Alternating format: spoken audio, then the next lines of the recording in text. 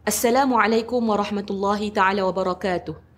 Bismillahirrahmanirrahim. Alhamdulillahi rabbil alamin. Wassalatu wassalamu ala sayyidina Muhammadin wa ala alihi wa sahbihi ajma'in.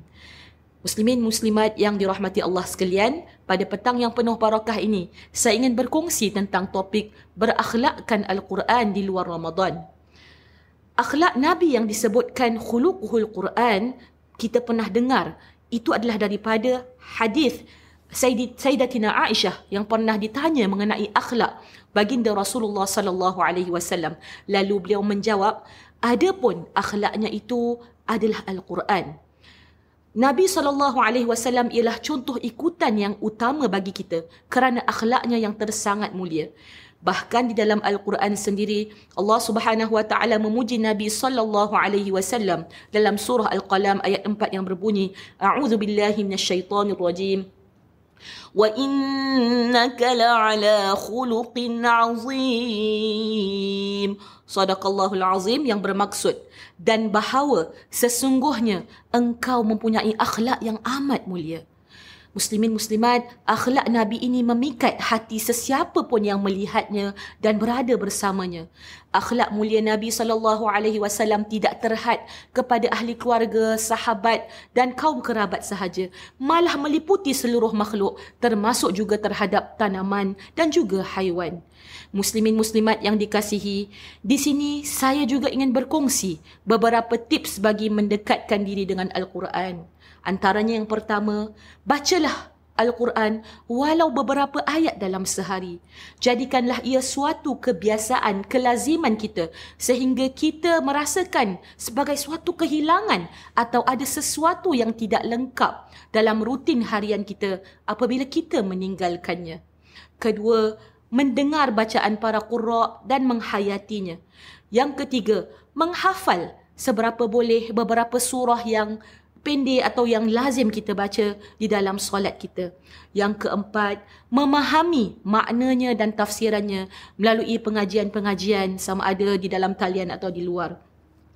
Muslimin muslimat yang dirahmati Allah, saya ingin berkongsi juga mengenai khatamul Quran. Khatam Al-Quran iaitu suatu amalan sunnah yang digalakkan dalam bulan Ramadan.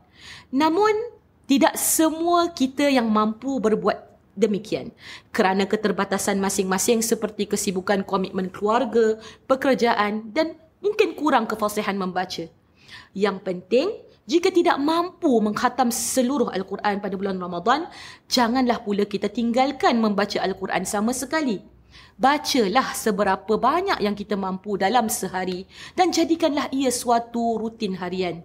Jika belum mampu membaca, dengarkanlah dan usahalah secara bersungguh-sungguh untuk mencari asatizah yang boleh kita belajar Al-Quran daripadanya. Muslimin muslimat yang dikasihi, saya juga ingin berkongsi maksud hadis Nabi SAW supaya menjadi motivasi bagi kita untuk dekat dengan Al-Quran. Antaranya yang bermaksud, sesungguhnya hati-hati berkarat seperti berkaratnya besi. Sahabat-sahabat baginda bertanya, bagaimana untuk menyucikannya ya Rasulullah? Baginda SAW menjawab, dengan membaca Al-Quran dan mengingati mati. Dan antara lain juga hadis yang bermaksud, yang terbaik di kalangan kamu ialah mereka yang mempelajari Al-Quran dan yang mengajarkannya. Dan hadis yang terakhir yang ingin saya kongsikan, rumah yang dibacakan Al-Quran di dalamnya, nescaya lapanglah penghuninya, luas kebajikan, masuklah malaikat dan keluarlah syaitan. Rumah yang tidak dibacakan Al-Quran pula, sempitlah penghuninya, sedikitlah kebajikan, keluarlah malaikat dan masuklah syaitan.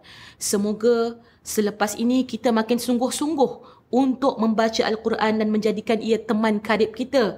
Bukan sahaja dalam bulan Ramadan, tetapi di luar bulan Ramadan juga. Semoga Al-Quran menjadi teman dan syafaat yang akan memberi syafaat kepada kita di dunia dan juga di alam barzakh juga di akhirat. Sekian, selamat berbuka.